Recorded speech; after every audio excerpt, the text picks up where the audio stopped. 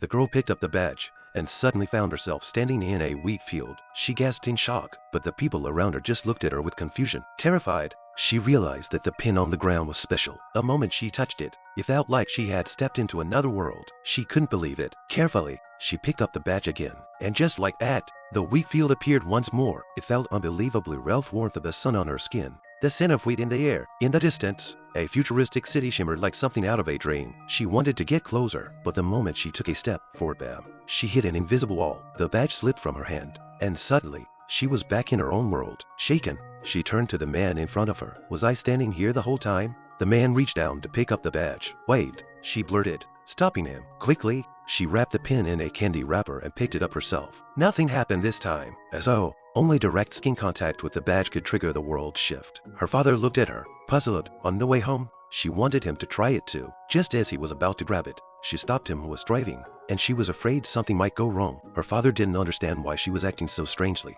but it pulled the car over. However, when it touched the badge, nothing happened. His side, thinking she was just playing a prank. Confused, she took the badge herself, and instantly, the other world appeared again. She was now soaring through the air at high speed. Excitedly, she described everything to her father, but instead of being amazed, he got mad and snatched the pin away. She knew she couldn't explain it to him. So that night, while he was asleep, she secretly took the badge and decided to find out the truth herself. Once again, she tried walking toward the futuristic city, but just like before, she hit an invisible wall. She traced along its edge carefully. After a while, she finally found the end of the wall. Just as she thought she could move forward, her foot suddenly slipped. She tumbled down, rolling through the wheat field, or rather, in reality, she had stepped off a staircase and fallen down. She quickly grabbed the badge again. This time, she took a car with her and moved outdoors. Using the badge to guide her, she walked toward where the future city should be. She reached an open field and estimated that the city would be right there. Taking a deep breath, she touched the badge, and in an instant, she was inside the futuristic city. It was breathtaking. Everything that had once only existed in imagination was now real. People could fly freely in the air. Even if they lost control and fell,